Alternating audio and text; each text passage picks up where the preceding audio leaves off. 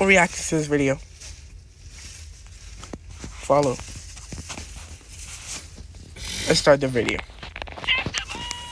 Some that are so tragic, and some that are incredibly hilarious. Your constant harassment of the female gender makes me sad. On the channel, I've spoken about the characters that have Okay. had very tragic backstories, had a fall from grace, and needed some help to get them back on the right path. However, Okay. I argue there's one character that, although didn't exactly have a devastating backstory, he's one of the most compelling characters in the show. A character that has so many layers. A character that wasn't born under normal circumstances. Okay. A character that for a long time didn't exactly know who or what he was. This Okay. is the story of Jake the dog, and the essence of being... Yeah, I was like, dog, like, what? What is Jake the dog, bro?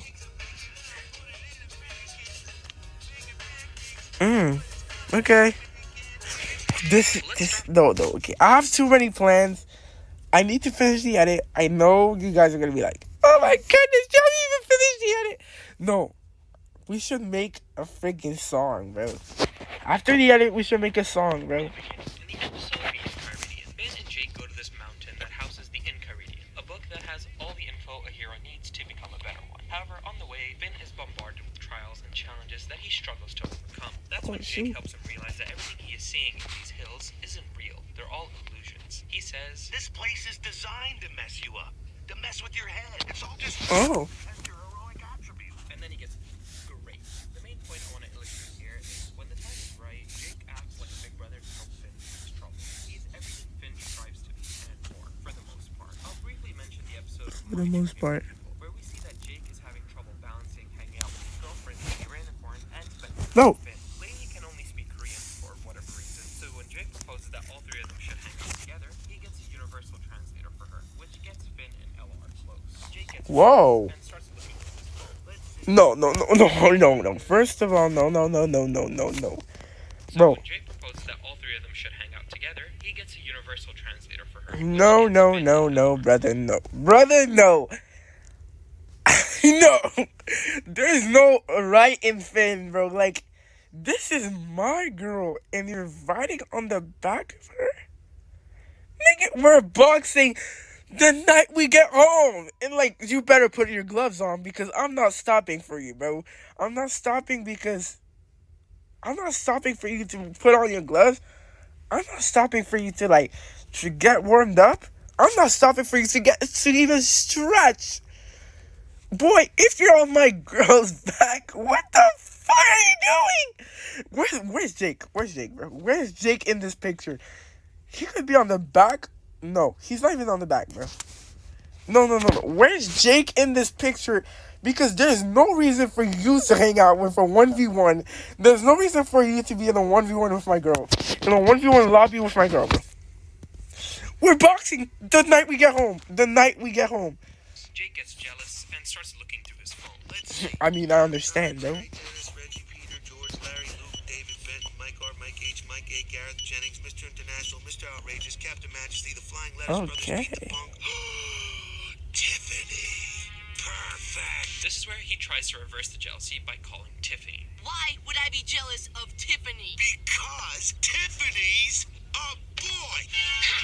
By the end of the episode, What? Jake apologizes, and that's basically the last time all three of them hang out together. Let's now skip to the episode called The Witch's Garden. Why this episode? Well, it's because of this one major plot point. Jake gets his powers taken away by some witch. And the Whoa. whole episode is Finn and Jake trying to get them back. Finn Jake asks is a Jake how he got his dog? powers in the first place, whether he got them by some accident or was merely born with them. Jake seems to think he knows, and he recalls that when he was just a puppy, he was rolling around in a mud puddle. Okay. And that possibly caused it. He isn't exactly sure, and you learn What? at the end of the episode that rolling around in the mud isn't what caused it. But it is major foreshadowing for when we learn about how he was born. Leave a comment below what are some of your favorite Jake moments. Also, please leave a like and subscribe. Wait, did he grow up in the mud? Like, started from the bottom, now we're here. Started from the bottom, now. The episode called Sorry. In this episode, Finn and Jake get transported to the crystal dimension, where these crystal bodyguards want to turn Finn into a crystal. Now, the actual plot and reveal of this episode is just weird and borderline inappropriate. I wanted you, Finn, so you could be transformed into my sexy crystal. Whoa. Yo, a girl talks to me like that? I'm shooting my shot. Bear in mind, Finn's 12 here. Let's just focus I'm on shooting what my happens. shot. Finn and Jake have a tough guy contest where they wrestle. but Jake takes it too far and nearly kills Finn. Because of this, Wow. he feels guilty and remembers back to when he and his other brother, Jermaine, were horsing around and fighting when Jake supposedly knocked him out. Jake's dad, Joshua, actually pats him on the head and says that it's a good thing that he's got no self-control and that it makes him. Jake says he doesn't want to hurt anyone, but his dad says, Well, that's too bad, kid, because you're gonna hurt everybody. because of this, Jake decides to... Can we get a W down in the chat, bro? Yeah, this nigga says, I don't want to hurt nobody, and then he says, yo. Oh my goodness. He resorts to gently touching these guards. Jake experiences visions of his father telling him to let loose on the guards, but he dismisses him. Then, one final time, Joshua brings in Jermaine to speak to Jake. Jermaine isn't dead or anything, but apparently Jake and him have this connection where they can see each other when dreaming at the same time. Jermaine forgives Jake, and Joshua tells him to let him finish his sentence next time. But Dad, you said I'm gonna hurt everybody. Yeah, everybody. I don't know, Dad. That doesn't really help me. Everybody who is evil, Jake. Let me finish next time. Huh? Yeah, that's enough for Jake. Yo, W that, bro. W, what?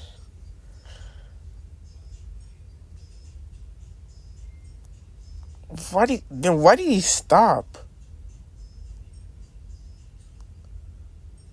Jermaine's not evil though.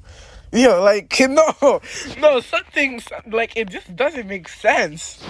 He saves Finn. There's one small moment I want to touch on in the episode Apple Thief. In this episode, Tree Trunks asks Finn and Jake for help to find out who's been stealing her apples. Jake then states that they should go to the candy tavern. That I used to hang out there back when I used to snatch old ladies' purses. Don't worry, I stopped doing that a long time ago. I didn't know it was wrong. Okay. No, Jake. This is a hint to how Jake used to be a thug for a brief time in his life. In the episode The New Frontier, Jake has a Bro, dream this that guy he just is dying outright in don't space, call and him we a see that thug, the bro. cosmic owl is there, meaning that this is a dream that'll come to pass. However, later on in the episode, a version of this does happen, but Jake survives. This moment comes back later in the show, a much more accurate version of events. Oh yeah, this season also gave us this iconic song. Making pancakes, Hey, making pancakes. take some bacon and I'll put it in a pancake. Ah. 4 to one of the best episodes in the show, titled Card Wars. Now, honestly speaking, this episode isn't... Oh, I remember Card Wars. Card Wars was super tough, bro. I remember, like the cornfield thing, bro. That thing was tough. Character. This episode revolves around Finn and Jake going head-to-head in a game called Card Wars, a game that Jake is super obsessed with. Finn doesn't know how to play, but somehow starts beating Jake without even trying. This causes Jake extreme head loss. Maybe we should take a break? Your turn. Huh? Okay. Honestly, I 100% relate to Jake. I'm such a competitive bastard. The only Nah, Finn. Yeah, did he just call himself like a competitive what? Like, first of all, don't call yourself that, bro. You're an amazing person, bro. No, but like, yo, Finn is rage baiting. I swear, Finn is rage baiting, bro. In that episode, nah. You see, Jake is like mad, and you say, "Yo, should we keep playing?" Like, nah. I swear you're rage baiting. I swear, nigga. Absolutely nobody says, "Oh, should we keep playing?" Like when the first. Alright, The difference is that I've realized how toxic it can get, and I've stopped playing fighting games seriously. This episode reminds me of when I used to... No, I knew it that Finn was rage baiting. Bro, I'm so pissed. I'm gonna have to edit this for like 2 hours, bro. It's whatever, bro. No, I knew that Finn was rage baiting. There's no way you say, should we stop playing when you're winning by like a lot, bro? Like in any fighting game, bro. Yo, you're getting clipped, bro, and somebody says, should we stop playing? No, yeah, I'm getting okay, let's stop. get matched up against cringe Twitch streamers in Mortal Kombat 11. What kind of name is Omar? Your name sucks. You don't want to be like this. This is disgusting. Honestly, I'd give Jake a hug if I could. I understand his pain. In the season finale, Billy comes to Finn and Jake for help in seeking the crown jewels of all the princesses in the land. This is to open a gateway to Prismo's time room, an almighty wishmaster. Turns out, Billy was actually the Lich who killed him and wore his skin. Whoa. Yeah, this is a Cartoon Network show, by the way. Then, in season 5, the Lich comes to... This is to open a gateway to Prismo's time room, an almighty wishmaster. Turns out, Billy was actually the Lich who killed him and wore his skin. Yeah, this is a Cartoon Network show, by the way. Then, in season 5, the Lich comes to Prismo and wishes for the extinction of all life, and and disappears. The pair soon follow after, when Prismo explains that whatever you wish for just results in the creation of an alternate reality. So Finn wishes for the Lich to never exist, which results in the farm world being created. With all that backstory, let's go to the episode Jake the Dog, the second episode of season 5. We see... Hold on. Wait, I need to close my door. It's like gonna take like 2 seconds. It's gonna take like half a second. Countdown 1, 2, 3, 4, 5, 6, 7, 8, 9, and I would say that's maybe 15 seconds. Jake, who's still in Prismo's time room. While Finn is experiencing his new wish reality, Jake and Prismo hang out as he tries to figure out his wish. This is where the two bond closely and become best friends, to the point where he even helps Jake in making the correct wish. Okay, I wish the Lich's wish was for me, and Finn to go back home to Oo. I can work with that. All right, this has been nice. See ya. This results Jake is in him, this. bro. Extinction of all loyal for Finn and Jake to go back home to Oo. No, wait! That's not what I wish for! Sorry, guy. You only get one wish. Hey, Jake. Did you see that? Hey, no. What the actual Drink the fuck? blood. It is riddled with... Like, bro, no. I swear, like, what the actual frick? So it's like everything that happened in the first 2 episodes of season 5 never happened. The important takeaway here is Jake and Prismo's goated friendship. Let's now go to the episode Jake the Dad, where, as the title suggests, is where Jake becomes a dad to 5 children: Charlie, TV, Viola, Kim Pil-Wan, and Jake Jr. This episode is framed as a new chapter in Jake's life, where he tells Finn that he's going to be living with Lady now. But this doesn't last long. The episode is about him being an overprotective dad. He doesn't sleep because he's too busy watching over them, he doesn't let them go out on their own, and he keeps referring to his mother's manual that even he as a child thought was stupid. He also starts wearing his dad's hat. By the end, it turns out that Rainicorns age really fast, and some of his kids are even older than he is now. They don't need him around, and so he moves back in with Finn. We now arrive at the episode titled One Last Job. This episode aims to explain the kind of things Jake used to do during his time when he was a thug. He gets a tape that says urgent, and it reveals that his daughter Jake Jr. has been kidnapped. The captor says that Jake needs to seal this thing called the Baker's Shard, and that he needs to assemble his old team, consisting of characters we saw in his contact list in My 2 Favorite People, including Tiffany. Jake then dons his thug look, where he pushes his forehead out. He assembles a team, and they agree to help him. However, after concocting this elaborate plan to break into the vault, it's revealed that his old squad was behind the kidnapping, and they trick him. He busts out of the vault like it's nothing, going full protective dad mode, when there's one last plot twist. Jake Jr. was behind the whole thing. What the girl? She explains she just wanted to be like him, that Lady told her about the times he used to rob shit. He says that was a long time ago. Before I knew it was wrong. Nonetheless, he is proud of her. This episode again further highlights Jake being a good parent, that he would do anything for them. In the episode The Vault, Finn keeps experiencing hallucinations where he sees this creepy green lady, who we saw a glimpse of in season 3. Jake downloads a game in BMO that helps people unlock their repressed memories. It turns out that this green lady is called Shoko, who is one of Finn's past lives. She has her own tragic backstory I won't get into in this video, but I want to call attention to this. You see the tiger she has with her? Well, it was revealed by Jesse Moynihan, one of the storyboard artists of the show, that she is one of Jake's past lives. Something we see a glimpse of. Jake backstory I won't get into in this video, but I want to call attention to this. You see the tiger? Backshots to the freaking tiger, bro. Poor tiger, bro. Like, can we get a Rip Tiger in the chat, bro? He probably died from all these back. He probably got pregnant, bro. He got a pregnant taking care of a baby that's not his, bro. Wait, it's his, but. Like, just shut up. She has with her? Well, it was revealed by Jesse Moynihan, one of the storyboard artists of the show, that she is one of Jake's past lives, something we see a glimpse of in a future episode. Before we continue, let me briefly talk about Gamer Subs. They've got some amazing flavors that are super addictive. My personal favorite is Guacamole Gamer. Use my code Use my code OILIAS to get 10% off your order, or you can use my link in the description down below. They've got free samples too. Let's get back to the video. In the season 6 premiere, I just want to briefly mention one important plot point. Prismo dies. In the episode Furniture and Meat, Finn and Jake decide to spend all of their treasure they've saved up for years, and we get this iconic song. Again, I guess you could say this ties back to Jake's teen years, when he was a thug stealing things. He still has a bit of that greed. All of this sweet, sweet crunkle is yours, if you let me sit on your head. No one can say no to this much dinero. Money. Jake, I am warning you. money. In the episode Ocarina, Okay. we get to see one of Jake's kids, Kim Kil-wan, take center stage. For the most part, the guy's a total dick. He shows up and tells Finn and Jake that he bought the deed to their treehouse from Marceline. Why does he do this? Well, he's had enough of Jake acting like a kid all the time and having fun, and tells him to get a real job. The pair can't afford to pay. That's not a real big move. I wouldn't say that he's a bad guy. Jake was absent for his whole life. Like, I wouldn't because expect, they've spent all their cash in furniture and meat, so all they can afford is living on a ladder. Then this happens. Ah, yeah. I can't wait to watch my gross fat butt. Oh.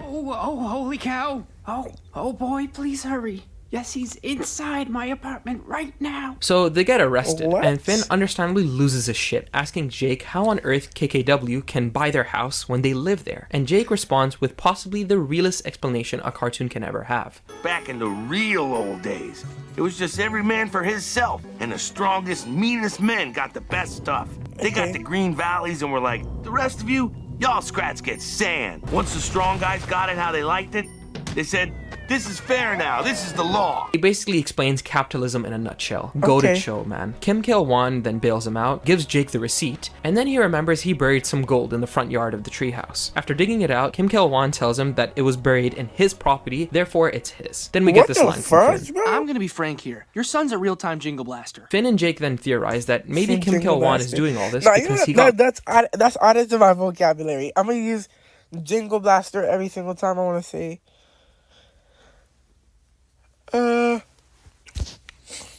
Jingle Blaster. The S word. mixed in with a mob or something, and that he needs money of some sort. So they secretly follow him to his home and can see that the guy's rich. Jake then gives his son a gift. Father love!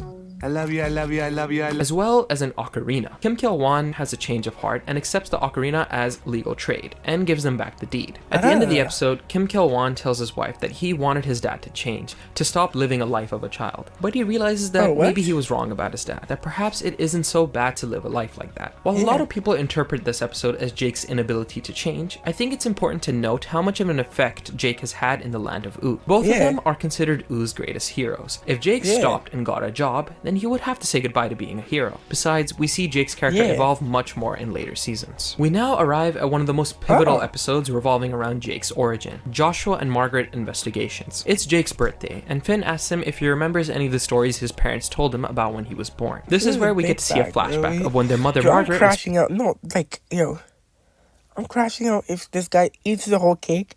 I pull up to your birthday party, I don't see no cake, and I see, I'm crashing out even more if I see you eat the whole cake. Like, I walk in and I see you, like, hands, everything, like, just full mouth eating the whole cake, bro. I'm crashing out, bro. Pregnant, presumably with Jake. Joshua is protective of his wife since she's pregnant and decides to take up a mundane case, called up by none other than tree trunks. However, upon further investigation, Margaret sees tracks from a strange creature. She follows it and they come across this weird blue alien. Joshua comes to save his wife, but the alien picks him up, sniffs his head, and bites him. Margaret stabs it with a pin and it runs away. They go back to their office and Joshua says this. Good last meal. Okay, well, I got bit by a monster, a creature of the night. We both know what comes next for me. This is the one that I landed on. Yes. You die. Yes. Like, you just die. We are going to open. Straight die.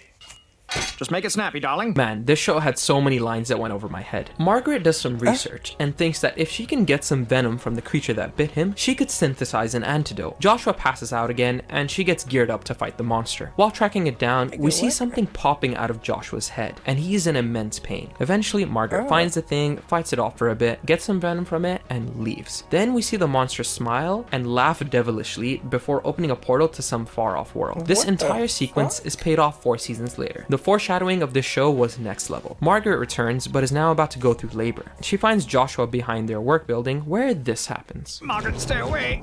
Something's about to happen. Something's about to happen with me too! Margaret! What's happening? Okay, I feel disturbed. Please stop. Please stop. Hello, Daddy. Hello, Mommy. It's so nice to be here with you now. Well, that's how Jake was born. So Margaret gave birth to Jermaine, while Joshua gave birth to Jake. Then we get this funny scene. what the fuck? How did that even happen? Let's never tell him how it happened. Agreed. And so they never told me. Never told you what? I don't know. They never told me. What's interesting about this scene is that 1, we finally understand somewhat how Jake has his powers, and 2, his first memory was rolling around / dancing in a mud puddle, something he referenced when he lost his powers back in season 1. Again, amazing payoff by the writers. But an important thing to note is that with the comedic ending of the episode, Jake up to this point doesn't know how he got his powers. Now, I want to briefly touch on the episode Everything's Jake. This episode has Magic Man inject Jake with some magic potion, which causes him to go inside himself. When he wakes up, he finds himself in a world where everything is made of him. The episode itself is quite funny, but has a very dark ending, where Jake has to leave the world, which also destroys it. I'll get back to a subtle connection this episode has to a future episode in season 10. In the episode is that Finn and Jake how does he destroy it? Isn't it his? How is that dark ending?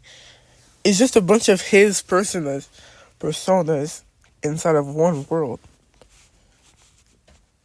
Enter a backup plan of Prismo's to revive him. This is a plan that Prismo created in the past. The episode is filled with time travel mumbo jumbo, but what's insane about this episode concerning Jake is how it ends. Since it's revealed in a previous episode that Prismo, the Wishmaster, is actually a dream of an old man, present Jake agrees to have one of his... Prismo is a dream of an old man? Yo, there's so much alternate reality version stays sleeping for Prismo to come back to life. Welcome back, Prismo. Thank you, Jake. What the heck? This showcases how Jake is a very selfless friend at heart. I'm also sure that his alternate reality version would sacrifice himself to revive Prismo, especially if it just involved him sleeping. Now we get to the episode Jermaine, where we get the first proper appearance of Finn and Jake's other brother, Jermaine. So Jake yet again experiences another dream he's sharing with Jermaine, and when he wakes up, he tells Finn that the two of them should go visit him. Jake doesn't like the fact that they don't see him often, and even states that he'd be upset if his kids didn't visit each other. When they get to their childhood home, where Jermaine lives, we learn that he isn't carefree like Finn and Jake. He's got systems to follow and stuff of their father he needs to protect. He's out here even trolling these demons who want their stuff back, stuff that Joshua stole. I'm gonna taste that dog carne asada. You hear? You're never gonna taste my carne asada, Bryce. Dude, you can't live like this. Eventually, tensions rise, and Jermaine flips out on Finn and Jake, stating that he hates living such a structured life. He feels jealous of Jake, thinking that Joshua found him the favorite, where we get this hilarious scene. Meanwhile, I gotta stay here and watch Dad's trashy booty because I never stretched into the sky and farted on the wings of a falcon, I guess. Dude, I never farted on the wing of a falcon. By the end, their childhood home goes up in flames. Yo, nigga, what the fuck, bro? Like, bro, I just told you I never farted on a wing of a falcon, and nigga punches me in my face, bro. The fuck? Because of the chaos that ensues, You're and actually Jake. A jigglebird. Is that the word? Is that the word? Yo, your brother's a jiggle. I don't know what that. What's the word, bro? What's the fucking word? It's a jiggle master, bro. You're a jiggle master, Dad bro. loved us both. You could have left any time. I know! If you punch me again, I'm gonna fart. In the end, the brothers reconcile. Now, I want to bring up one episode that only has Jake in it for a brief moment. In the episode Hoots, we get an episode dedicated to the Cosmic Owl and his daily life of entering dreams. He enters one of Finn's dreams, and we see this weird scene. Finn is standing with his father and Sweet Pea posing for a photo that is being taken by Jake. We also see this character who was unnamed in this episode, but we later find out about him in a future one. Just listen to this. Yeah, yes. Sounds like gibberish, right? Well, let's reverse It's actually it. backwards. Say goodbye. Okay, what kind of Gravity Falls cryptic ambiguity are we hearing? There are a few theories that relate to future episodes. One could be that Finn must say goodbye to his father in the season 6 finale. This is also where Jake finally experiences his croak dream that was foreshadowed back in season 3. I'll also bring up the episode Summer Showers, where we follow Viola, one of Jake's other kids, as she tries to become an actress. This is one of those episodes that shows how much of a proud father Jake is, being fully supportive of his daughter. Honestly, just a wholesome episode. We now arrive at the follow-up to Card Wars, with the season 7 episode called Daddy-Daughter Card Wars. Jake and his daughter Charlie head off to play in the Card Wars duo tournament. We see flashbacks of Jake's 20s when he was dating this other rainicorn. He apparently always loses to this guy Grand Prix, who's actually just a chill dude. Jake, however, because of his competitive nature, always flipped his shit. So Jake now in the present wants to finally beat Grand Prix in the tournament, who is now dating his ex. They win the first game, but Charlie just laughs and leaves because it's just not her vibe. She's kind of laid back and into cartomancy and really dismisses and ditches her dad. So she goes back home and does a reading for herself. She sees various points in her life, including a time when she has a kid who she names Gibbon. For most of her life, she's lost and lonely, but when she reaches her 80s, she feels content. She hugs her future self, and it isn't exactly clear what this means, but judging by what she says now. What the heck? Like, what? How are you gonna foreshadow your own self and hug yourself? I'm obsessed with this Olay Hyaluronic Body Wash. With vitamin B3 complex, back it's away really from me. hydrating. Next. Oh no, I've been a total wand to my dad. I've got to go help him. It just seems like she speedruns her character development. Yeah, Meanwhile, Jake's out That's here what using his happens. stretchy powers to make it look like he's in a duo, and starts resorting to dirty tactics to win games. We see that his competitive nature keeps getting the better of him, rising to the surface and infecting him with toxicity. Charlie then arrives and does this. You flake! Be content. What the fuck? And supposedly, Jake's nigga just smacked the spirit out of me, bro. What?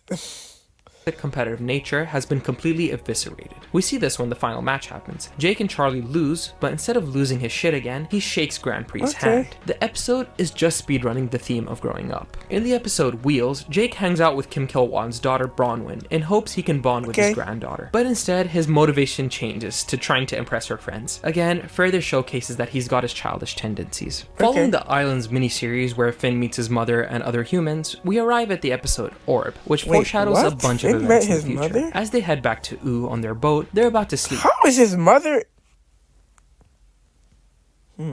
When Bimo mentions that there's a cloud that's been following them. When they sleep, they all have pleasant dreams. Jake's consists of him meeting with his dad and also seeing Jermaine there, because as we've established, they have a dream link. However, the cloud in the real world that was following them turns into an orb that begins to change the dreams into nightmares. Following some cryptic dream BS, we see Jake's mother bite him and drain him. She then turns into the moon, one of the vampires Marceline slays in her miniseries. Since this is turned into a nightmare, it's only natural we'd see something like this given that Jake is extremely scared of vampires. This could also represent something more though. Technically, since Marceline, is it just you and me, the record of the world? It must be so confusing for a little girl. It isn't Jake's birth mother. Her draining him of his blood could symbolize how he doesn't have her blood. We then see him old and wrinkly, calling out to his parents, but they just smile creepily. This could represent how they lied to him about his birth. Then we see this shot. It's that blue monster who bit Joshua staring at him through a window. Jake's nightmare is mostly foreshadowing the episode Abstract and Jake the Star Child, where we learn more about his backstory. For the most part though, Orb just foreshadows the Elements miniseries, where the land of Oo morphs into 4 different elements: candy, ice, fire, and slime. This all happened while Finn and Jake were off exploring the islands. So let's fast forward to the end of the miniseries. It turns out that Lumpy Space Princess is actually an anti-elemental, and she's able to reverse the changes of Oo, reverting everyone back to their original forms. Key point, original. Finn hears Jake calling out to him, but when he sees Jake, he looks completely different. He's blue and much taller. Although Finn is weirded out at first, he doesn't care and says to Jake, "I was really scared when you left. You're my best brother." It's a heartwarming end to the miniseries, but one of the important points to acknowledge is how Jake doesn't realize he looks different. He just says, "You know, everything looks different after a long trip." This directly feeds into the next episode, titled Abstract. Although Finn in the previous episode accepted Jake's new form, he now seems to feel uneasy. He says that Jake keeps getting new powers, and that it may be a situation. Bimo is scared shitless. Jake, on the other hand, keeps saying this. "Same old Jake." "Oh, okay. Denial." Every time he denies it, or others around him don't think he's the original Jake, he mutates. And when Finn says this, "Same old Jake, if you say so," his small mutations reverse. Later, Jake has an extremely trippy nightmare. He comes across these ancient worshippers who are praying to this statue. Even though he had like the 7 statue girlfriends, then transforms into the blue creature we saw in Joshua and Margaret investigations. He touches Jake, turning him blue, and he wakes up next to Jermaine because yet again, they keep dreaming at the same time. Jermaine is painting abstract art, which Jake doesn't seem to understand. Then he asks Jake who his friend is, and it's that blue creature again. However, that creature has now turned into Joshua, representing how that blue thing is actually his dad. Jermaine then says this to Jake. Your body looks like one of my paintings. And Jake says that this isn't just his dream. Greg from... I know, that's Greg from Steven Universe. Whoa. Yo, And it's that blue creature again. However, that creature has now turned into Joshua, representing how that blue thing is actually his dad. Jermaine then says this to Jake. You guys heard Your that. body looks like one of my paintings. And Jake says that this isn't just his dream body, it's how he looks in real life. When Jake wakes up, he tells Finn about his dream and tries to draw some pictures of it. He says, Jermaine was there too. The weird thing was that he was painting abstract art. So? FYI, Jermaine hates abstract art. Maybe he's just trying something new? It's not in his nature. This is a reference to the episode Orb, where he saw Jermaine painting landscapes. Jake refuses to accept that Jermaine is trying something different, and that change, no matter how big, can happen. Finn then asks him about his drawing, and we see that he's drawn the monster. Jake says, Squiggles. He then... No. My child pulls up with this, bro. And he tells me, like, oh, this is my friend, the monster. And he doesn't really... I'm blitzing out the house. I'm blitzing out the country. I don't want this monster to find me, bro. Okay? Leaves for that mountain he saw in his dream, where he comes across James too, where he says this. You look nothing like Jake, but I believe you. Then Jake finds his body of water, who says, Wow, you guys don't look anything alike. We're practically twins. Oh, okay. You guys get the point. Jake enters and finds Jermaine painting more abstract art. Jake seems to think that something drastic has happened to his brother, but Jermaine simply responds, I just changed a little. Jake begins denying that he's different, and he morphs into a larger creature. Jermaine comforts Jake, saying that he's painted so many landscapes that they began to lose meaning. The shapes began to break apart in his head, so he just painted them like that. And it's not like my new paintings erase my old paintings. They're both me. He then reveals that Joshua told Jermaine that Jake may go through some changes one day. He obviously failed to mention the truth of Jake's birth, but told Jermaine to be supportive, although he would have done that anyway. We then get one of the best scenes at Adventure Time. The shapes are always changing. Changing is their normal state, like us. Even if we're not changing on the outside, we're changing on the inside constantly. There's some stuff about me that I've been ignoring for a long time. I'm afraid of that stuff, but it's part of who I am. As long as I know the shape of my soul, I'll be all right. And now that Jake has finally accepted that the circumstances behind his birth may have been different, and that everyone, including himself, is capable of change, we see that he's reverted back to normal. When he goes home, we hear him whistling a tune. We, the beef people of Winn-Dixie, united to make more perfect barbecues, do declare our... To me, it sounds a little like bacon pancakes. Finn is excited to see Jake return home, but more so that he's back to his normal form. At first, Jake doesn't realize, so he goes to the bathroom and we hear this. Different yet the same. In the final season, we have the episode The First Investigation, which is also a contender for one of the best episodes. The premise itself is so good. Kim Kil-won comes to Finn and Jake asking for help regarding Joshua and Margaret investigations, the office where their parents used to work. KKW naturally bought the property and asked one of his employees to check out the place. But as quickly as this guy enters, he leaves looking flabbergasted and begins stuttering like a crazy person. Kim Kil-won asks Finn and Jake to check out what's going on and see if the thing that's there can pay rent. Classic capitalist bastard. Finn and Jake are excited. No, bro, what? So you gonna slime out your own father because one of your employees couldn't do it? Like, what do you mean? Bro sent his father to a place where his employee was petrified, not knowing that the risk that his father could be petrified. Crazy. Start theorizing that it could be a ghost. He says, I think I saw a ghost there when I was a baby. This is going to be important later. Then they start thinking that maybe it could be the ghost versions of their mom and dad, and they start getting ready, which consists of Finn wearing a tie and Jake getting tulips for their mother. Perhaps this could be a moment where they can finally tell their parents how much they love them. The two enter, and they don't find anything at first. They do, however, spot a broken window. Finn then asks Jake why they don't own the place, and Jake gives an interesting answer. I don't know. Kim Kil-won is a good businessman. Plus, I feel kind of weird dealing with this stuff. I think this speaks to the way Jake deals with death. We've seen it takes him a while to fully grieve, as seen with Billy's death, where he's in denial over it for a while. The two start reminiscing about the times they came to the office when Jake says this. And over here, you gave me a wet willy one time. Ew. No, I didn't. Right. I know you believe that's true, but memories distort over time. Classic false memory syndrome. Maybe you're the one with the false memory syndrome. Classic false memory syndrome response. But then they hear this. Okay. Jake seems to think he can locate the source of the ticking, but he arrives at an empty bathroom. When they exit, they see that the living room has been rearranged. They start freaking out, and Finn states that perhaps it's a poltergeist. Then we see a cassette tape fall from the shelf, and Jake begins losing his mind. So Finn and Jake watch the cassette tape and see their parents documenting some strange paranormal activity. We're making this tape to document the strange phenomena in our new office, like this weird message spelled out in, applesauce. Take note of what this thing looks like. They then see a bunch of ghosts roaming around the office before the tape ends. Finn and Jake decide to split up and see if they can make any of the ghosts appear. Finn then spots one and realizes that every time a ghost appears, he hears a ticking sound. Then he sees 3 distinct ghosts appear and quickly realizes who they are. It's Finn, Jake, and Jermaine when they were kids. He smiles and goes close to them when baby Jake slaps baby Finn. Present Finn then gives baby Jake a wet willy, and that's when he realizes that Jake was right, that he did give him a wet willy. It's classic time travel. Meanwhile, Jake starts freaking out big time and starts what? What? Yeah, why'd you give him a wet willy, bro? Like, he's a freaking baby too, bro. Like, what? Seeing random ghosts everywhere, not realizing that your first thought, like your freaking thought, oh yeah, I gave him a wet willy. You gave the baby a wet willy. Wonderful, dude. These are just time distortions. He enters the bathroom and hears his father. Margaret, stay away. Huh? Something's about to happen! Dad? Margaret! While this is happening, we get this really important scene. Finn starts playing around with the kid versions of themselves when he spots that blue monster through the window. It looks directly at baby Jake, and Finn tells it to piss off and to stop creeping on him. This is probably why Jake often has dreams of the monster spying on him. It's a subconscious memory of his. Also, going back to how Finn said he saw a ghost at the office once, he could be referring to himself. Jake comes back and starts freaking out about his supposed birth. That's so not how I was birthed. I'm no melon baby. I'm a majestic womb baby. I'm gonna go hog wild on the next ghost I see. And it turns out that what caused Kim Kil-won's employee to start spazzing out was Jake himself.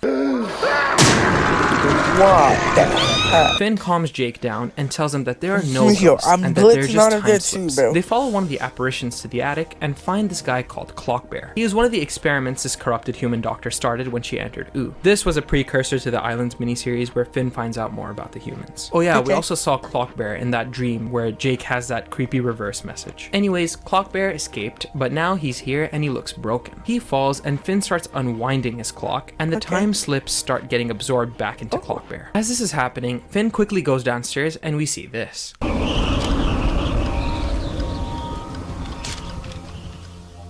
Oh boy, our first case. Looks like we have a poltergeist. And it's got a little crush on me. What a sassafras. Gotta get this on tape. Whoops. This is what we briefly saw in the tape. Finn finally got a chance to tell the people who raised him that he loved them. I just love a good time travel story. Jake then goes back to the alleyway where he was born and seems to accept the reality of things. Then, after several seasons of build-up, Jake finally sees the blue monster. It reaches out to turn Jake blue and says, "We have to leave." Nigga, what? We're doing what now? Finn tells KKW that it was just Clockbear causing the ghost problem, and Kim Kil-won asks if he had any money. This guy and his rent money, man. Danger, kids. That's why you don't be like this. Finn then sees a flash at the back of the building, only to see that Jake has disappeared, leaving behind a note that says BRB. Now, all I'm gonna say is, the wait between this episode and the next involving Jake's storyline took No, bro. I remember this episode, like, pissing me off, bro.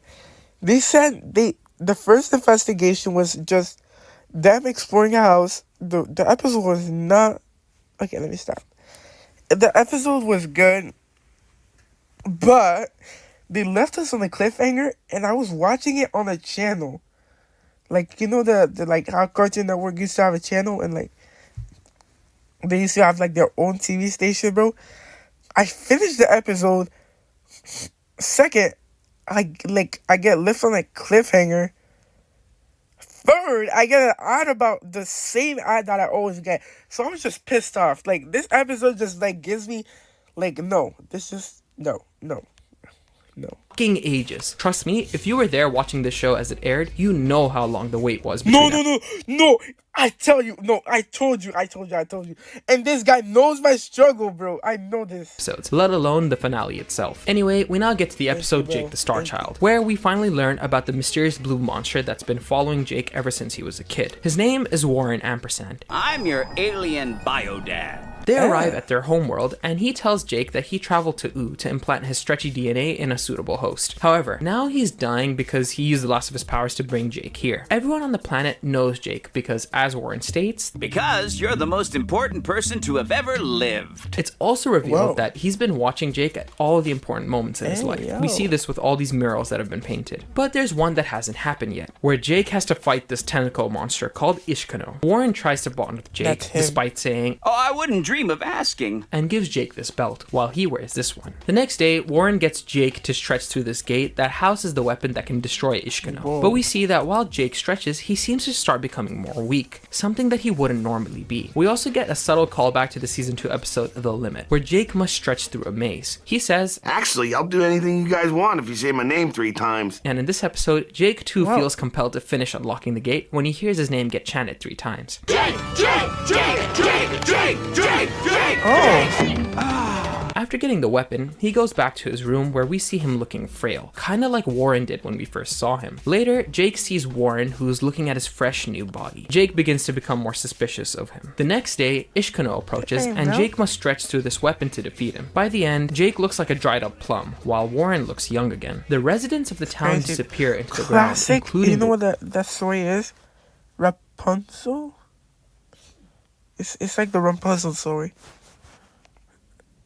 Tornado in the shop. Warren then confesses the truth to Jake. There's no Ishkano. I made it all up. I was dying. I needed to siphon your precious stretchy essence to keep me young and virile. I use these belts as a conduit. The more you stretch, the stronger I grow. I've done it hundreds of times, to hundreds of suns. The way Jake looks here is similar to how he looked in his nightmare in the episode The Orb. Warren says that he's never felt guilty before for doing this, and that's when Jake starts crying, saying that he wasn't powerful enough to defeat Ishkano. That's when Warren tries to cheer him up and starts stretching to create his family. Unbeknownst to Warren, Jake swapped their belts when they hugged, a trick he learned from his real... He's a thug. Alright, let me not call Jake dad, Joshua. He then mistakenly reveals to Warren that he has kids too. The creepy alien instantly bolts for his spaceship to siphon the powers of Jake's kids. It's also shown that the world is also Warren himself. This could be a subtle reference to the episode Everything's Jake, where all the inhabitants are just Jake. Jake catches Warren before he leaves and says, "Leave my kids alone! If you destroy me, you'll be stuck on that rock forever! My pups are worth it!" And he throws Warren into a black hole, stranding himself on an empty planet in space. Now, why'd you throw him in a black hole though? I don't get that.